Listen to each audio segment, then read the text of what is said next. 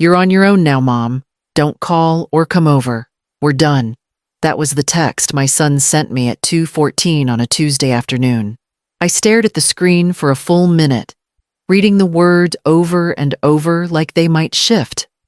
Like maybe I was misreading it somehow. But they didn't. They stayed right there, cold, decisive, final. He'd asked me that morning if I could lend him $50,000. Not for payroll, not for equipment, not even for an expansion of the restaurant I'd been quietly funding for years. No. This time, it was for cryptocurrency. Some new startup a friend had told him about. "A sure thing," he said. "We'd double our money in 6 months." I told him gently that I couldn't. Not wouldn't, couldn't. That kind of risk wasn't something I was willing to entertain. I'd spent 40 years as a forensic accountant. I know what a bubble looks like before it bursts. I told him I loved him, but I wasn't comfortable putting money into something so volatile. He didn't argue much at the time. Just nodded, said he understood. Then came the text. I didn't cry. I didn't call back. I didn't send a follow-up message begging for context or forgiveness. I simply typed 2 words, "Got it." Then I set the phone down, stood up from my kitchen table and poured myself a glass of water with hands that didn't quite stop shaking. It wasn't just the words. It was the fact that he could send them so easily. No punctuation, no hesitation, just a mother deleted in a sentence. I sat back down and looked around my quiet little home, the same one Eric used to run through barefoot yelling about dinosaurs and Legos, and whose turn it was to choose the movie. 20 years widowed. 20 years a single mom. Hundreds of transfers marked family support in my bank history. All of it erased with a text. That night I didn't sleep. Not from sadness. From something sharper, something settling. I didn't know yet what it would lead to, but I knew it started here with silence. And the first time in my life I chose not to fill it. The first time I realized Eric was slipping away from me wasn't during a fight. It was during a quiet dinner when he called his father's old truck junk we should have sold years ago. What he didn't know, what I never told him, was that I had sold it. Quietly. Privately. I cried the entire way home after handing over the keys to a stranger. That money covered his first semester of college. He'd been accepted into a private university in Dallas, and financial aid had only gone so far. He was so proud walking across the stage at his high school graduation in his blue gown, waving at me like he was already halfway gone. I wanted him to go to grow. I just didn't realize he'd keep walking long after I stopped waving. When tuition outpaced the part-time job he worked on campus, I took on weekend shifts doing tax prep for small businesses. When he graduated, I used the bonus from a client referral to quietly pay off the remainder of his student loans. He thought they'd been forgiven. I let him think that. At the time, it felt like love. When he came to me with the idea for the Birch table, he was on fire with it. His eyes sparkled like when he was 12 and wanted to build a treehouse out of shipping pallets. He showed me mock menus, interior sketches, cost breakdowns. I didn't understand half of it, but I believed in him. I co-signed the business loan without blinking. For a while, he'd call me my lucky charm. He even had a little magnet made for the kitchen staff refrigerator with a cartoon version of us on it. Couldn't have done it without her, he'd say with a wink when investors came by. But then came the shortfalls. A fridge that broke down. A month of slow sales. A new marketing agency that didn't deliver. There was always one more check just to bridge the gap. And every time I wrote it, I told myself this was what mothers do. This was the job. Support, give, protect, even when affection turned into formality. When Mom became Margaret in business emails, when his calls only came before payroll was due, I kept giving because I thought if I stopped, I'd lose him altogether. Now, I think I lost him anyway. The knock came. I opened the door expecting maybe a neighbor, a delivery, or even Eric, finally ready to talk. But it was Claire. She stood on my porch in a light jacket, clutching her purse, like she wasn't sure she should be here. Claire had managed the Birch table since its second year. She was always polite, composed, efficient. She didn't visit me, not like this. "Can I come in for a moment?" she asked, voice low. I nodded and stepped aside. She didn't take off her coat. She didn't sit.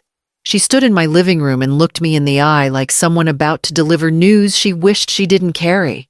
"I'm sorry to come like this, Margaret," she began, "but I thought you should know what's going on at the restaurant." I waited. She took a breath. "We haven't been paid in 3 weeks. Vendors are pulling out. We're behind on rent." I frowned. "But I've been sending money. Just last month," she shook her head gently. "I know. I've seen the transfers. They never made it to operations." The room felt suddenly colder. She continued. "Eric's been using funds for other things. He told some of the kitchen staff he was investing in crypto, said he was going to triple it in a month. He's calling it a temporary detour. But we're falling apart." I sat down, not because I was weak, but because something inside me finally cracked wide open. Claire looked pained. "I thought you were aware. That you supported it." I almost laughed, but nothing came out. Just a hollow ache in the center of my chest. He'd taken my money, lied to me, lied to his staff, and all the while, he sent that text like I was the one who'd abandoned him. Claire reached into her purse and pulled out a folder. "This is a summary of unpaid invoices. I don't know what you want to do with it, but I figured you had a right to know." I thanked her. I don't remember how she left. I just remember sitting at my dining table long after the door shut, staring at the numbers. All this time I thought I was helping my son. But it wasn't help. It was fuel. I wasn't his mother anymore. I was a bank account he thought couldn't close. I opened my laptop and went through every bank statement for the past 5 years. Line after line, the same words repeated in neat digital ink. Family expense. Restaurant support. Loan assistance. I scrolled until the screen blurred, until the numbers stopped meaning anything. Every transaction told a story. The payroll I covered when the restaurant was short. The repairs, the suppliers, the marketing firm. I'd wired money to Eric so many times I'd stopped counting. I told myself it was temporary, that one day the business would turn around and he'd stand on his own. But the truth was, right there in front of me.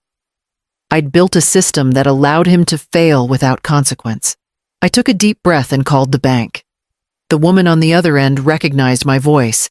I'd spoken to her before, always for deposits or approvals. This time was different. "I'd like to cancel the linked business card," I said, "and freeze the line of credit ending in 4732. There was a pause. "Are you sure, Mrs. Ellis, that account is jointly authorized?" "I'm sure," I said. Not anymore. When the confirmation email came through, I stared at it for a long time. It didn't feel triumphant, just still. Like the air after a storm. I went through my phone, next deleting shortcuts to Eric's contact, removing the text threads that had long ago turned into business requests instead of conversations. I didn't block his number. I just wanted quiet. For the first time in years, I went to bed without checking my notifications. The silence was heavy, but it didn't hurt. Not yet. By morning, it began. 12 missed calls. 6 new voicemails. A string of messages that shifted from confusion to accusation. "You froze the account." "Are you serious?" Then guilt. "You know the staff depends on this. How could you do this to us?" And finally, anger. "Don't bother showing up again. We're done for real this time." I placed the phone face down on the table and poured my coffee. The sun had barely risen, but the decision was already made. Silence had spoken for me. It was close to midnight when I heard the knock. Soft at first, then hurried, almost apologetic. I hesitated before opening the door. On the porch stood Emily, her eyes hollow, her sweater pulled tight around her shoulders. A cardboard box clutched to her chest. Margaret. She said, her voice thin. I didn't know where else to go. I stepped aside, and she came in like someone who hadn't slept in days. She placed the box on my kitchen table and took a shaky breath. It's all in here, she said. Every withdrawal, every lie. Inside were months of receipts, account statements, and printed emails. I didn't need to read them to understand what I was about to hear. Eric's been pulling money from the restaurant account. She said, her words tumbling out too fast, like if she stopped talking, she might lose her nerve. It started small, 500 here, 1,000 there. Then it grew. Over 2 years, it's more than 120,000. I swallowed hard, but said nothing. He told me it was temporary. Emily continued. That he'd invested it in crypto, that we'd be rich by summer. But the money never came back. He lost it, most of it, trading some of it on stupid things. A watch, club memberships, the Tesla. Her voice cracked on the last word. I didn't know what to do. He said he'd fix it. He said you'd never find out. She rubbed at her eyes, smearing her mascara. I should have told you sooner, but every time I tried, he'd tell me to keep quiet. He said it would ruin him. Ruin us. I sat across from her and listened. Not with anger, there wasn't any left. Just a tired kind of clarity. Emily reached into the box and pulled out one of the receipts, a single dinner bill, $970 at a private steakhouse. This was the night he told me he couldn't afford payroll, she whispered. I took the paper from her, gently folded it once, and placed it back. You did the right thing coming here, I said. She shook her head. It's too late. When she finally left, the house was quiet again. The box of receipts stayed on the table, the ink from the papers faintly smelling of wine and smoke. I stared at it until the clock struck 1, then turned off the lights and sat in the dark. For the first time, I didn't feel pity or obligation, only resolve. Weeks passed. I didn't call and I didn't respond, not to the voicemails, not to the texts, not to the social media posts that went from vague and self-pitying to downright bitter. I let it all wash over me like wind through a closed window. But then the calls started coming in louder, more often, more desperate. At first it was just Eric, then the restaurant's suppliers, then a creditor looking for co-signature verification. I said nothing. I owed them nothing. One afternoon, my phone rang again. His name lighting up the screen like it used to mean something. This time, I answered. His voice was tight, worn thin. Mom, please. I just need help to get through this quarter. The staff's threatening to quit. The vendor accounts are frozen. I just need one more bridge to cover expenses until I secure new backing. I waited a moment before speaking. I already did, I said softly. For 20 years. There was silence, then a click. I hung up first. After that, things moved quickly. The Birch table shut down within the month. I saw a notice on the door one morning while driving past foreclosure pending. The lights were off. Tables still set inside like they were waiting for guests who would never arrive. The Tesla disappeared from Eric's driveway a few days later. Repossessed. I didn't ask. I didn't need to. I heard from a former neighbor that he'd moved into a rental outside the city, barely furnished, no signage, no visitors. Emily had gone quiet too. I hadn't seen her since the night she handed me the receipts, but I didn't expect to. Some things don't require a second conversation. I spent that weekend cleaning out my files. I boxed up old statements, tax returns, every check stub I'd written with Eric. Restaurant in the memo line. There were too many to count. I labeled the box closed, sealed it with tape, and slid it onto the top shelf in the closet. Then I poured a glass of iced tea, stepped outside, and sat in the sun. My hands were steady now. My chest didn't ache when the phone stayed quiet.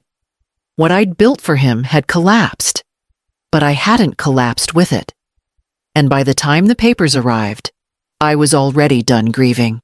The divorce filing came first. I heard it through a mutual friend who still worked at the courthouse downtown. Emily didn't make a scene. She filed signed and disappeared quietly. Her name no longer appeared next to his on any of the business records. A week later, Eric filed for bankruptcy. There were no calls this time, no angry messages, no last-ditch apologies, just silence. It was almost worse than the noise. People started to talk as they always do. One of the vendors I used to bake banana bread for whispered over the phone that Eric was staying at a cheap motel near the highway. "Looks thinner," she said. "Older." I thanked her, then hung up and stared out the window for a long time. Guilt has a strange shape. It doesn't scream. It lingers low and cold, just enough to make you doubt the decisions you made to survive. But I didn't pick up the phone. I didn't drive to the motel. I stayed still. A few days later, I went back to the birch table for the last time. The sign had faded under the Texas sun, its lettering chipped and barely legible. Dust clung to the windows. Inside, I could still see the shape of the tables, the crooked napkin holders, the salt shakers, half full. I used the spare key, one I'd kept in my kitchen drawer for years, taped behind the warranty for my washing machine. It slid into the lock easily, like nothing had changed. Inside, the air was stale. The silence felt heavier than any shouting match could have been. I didn't touch anything. I just walked to the host stand, placed the key on the counter, and stepped back.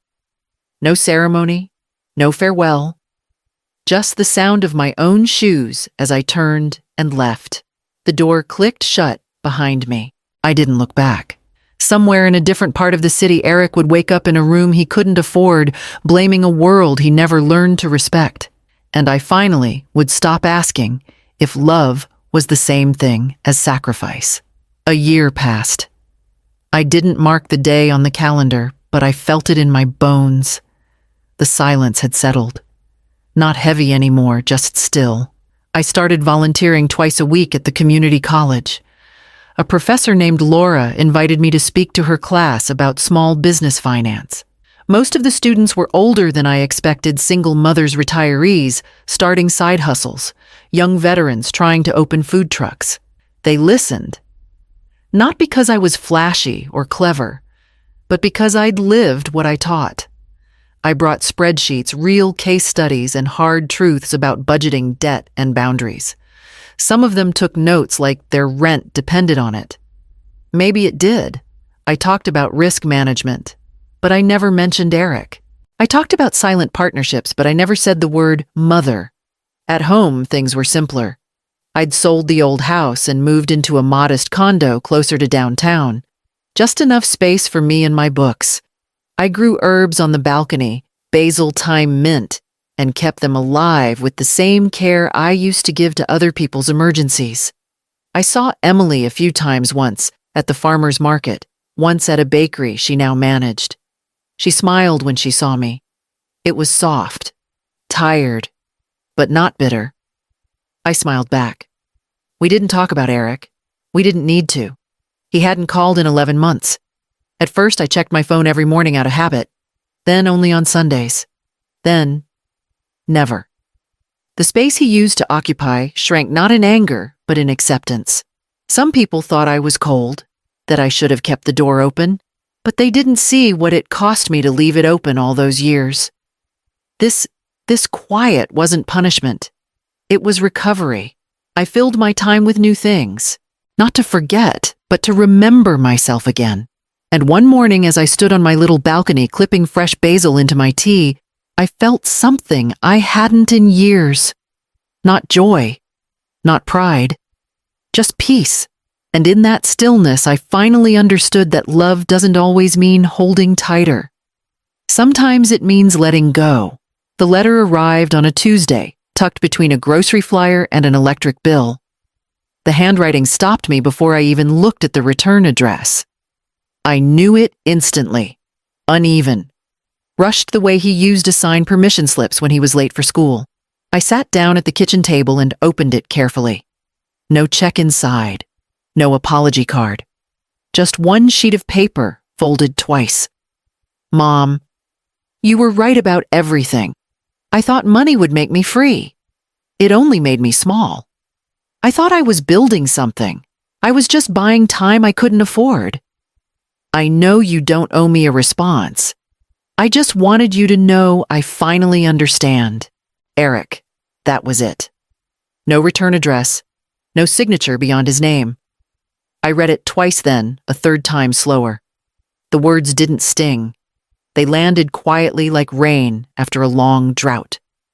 For a moment, I tried to imagine where he was writing from. A rented room, a shared apartment, maybe somewhere better, maybe worse, but I didn't let the thought linger. Pity was a door I'd already closed. I folded the letter neatly and placed it in the top drawer of my desk, right beside the sealed folder labeled Closed Accounts. Then I reached for a notepad, the same one I used when teaching.